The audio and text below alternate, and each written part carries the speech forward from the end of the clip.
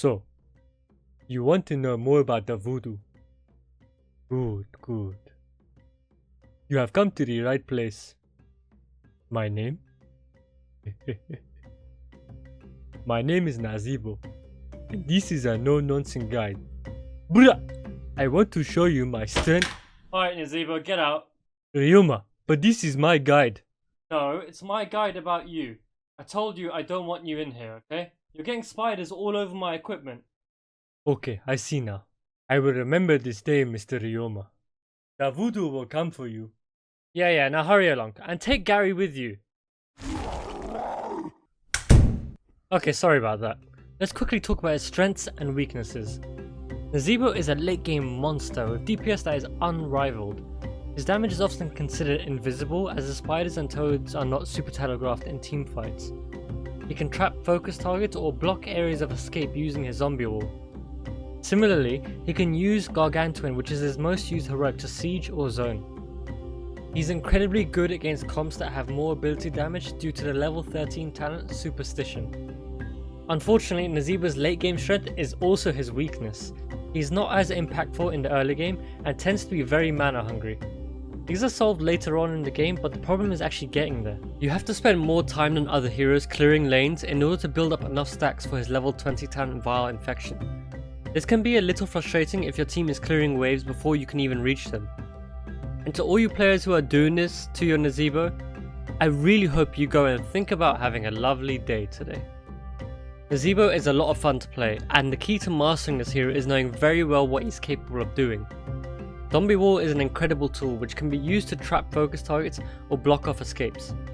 Here, after intense calculation, I figure out where a noob is going to burrow and lock him in place. This is exactly why predicting enemy movement is super essential when playing Nazeebo. Often if there is a skirmish near the enemy forts or near choke points, I position myself very aggressively in order to block their only escape, forcing them to fight a battle they cannot win. And then I laugh at them later.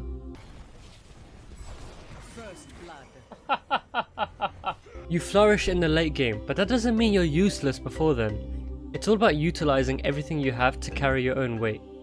Be careful when you are laning. Your lack of mobility alone should tell you not to push the lane too far unless you absolutely know where all the enemies are. Boo, you suck! If you are safe to do so, push the forts, as you have very good sieging tools. I've seen way too many Nazeebos standing around scratching their bare asses when the enemy team is all the way on the other side of the map. Also, depending on the map, ideally you should not be solo laning. Just because you're labelled as a specialist doesn't mean you are a solo laner. Nazeebo can do it if there is no one better, but it's much better for you to be with the other 3 members of your team stacking your trait on multiple lanes. And if some clown decides to make the silly decision to gank you, bait them into your turret range and trap them into a zombie wall to at least trade your life with theirs. Or simply kill them and survive. Mid game is where you start to become more of a threat. If you have gone for the spider build, you should have the quest done by now. And if you haven't, well, get good. Choke points are really amazing for Nazeebo, where you can easily land your abilities.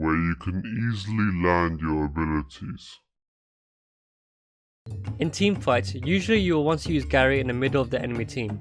He's very good at harassing the enemy and blocking skill shots. Use Gary liberally. It's on a 70-second cooldown, which starts counting as soon as you use him, so don't be afraid to use him for siege damage or in small skirmishes.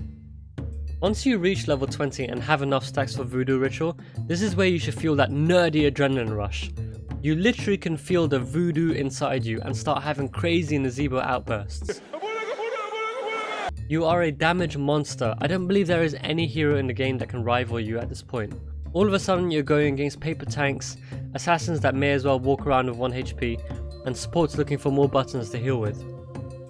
Often in a 5v5 teamfight, even if you lose a member first, most likely the enemy is super low on health, and despite the number disadvantage, your team may just be able to clean up the mess.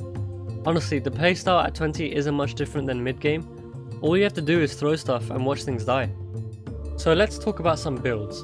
The first is the standard spider build. At level 4, I don't normally take the spider talent. The only time I would is if I were on a map such as Battlefield of Eternity, where it's unlikely that you'll reach a high amount of stacks to benefit from big voodoo.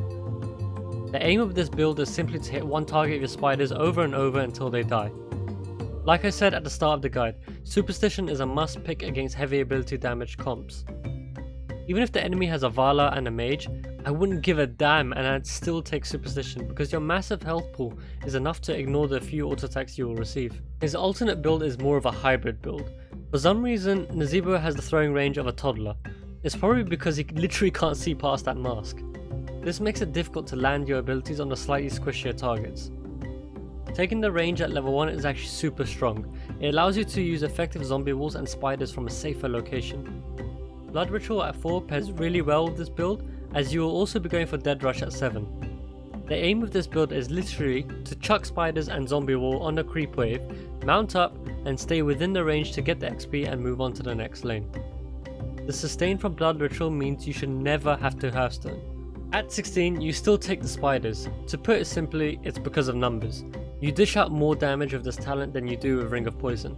Speaking of numbers, the raw damage from this build is not as high as the spider build, but provides solutions to your weaknesses far earlier in the game.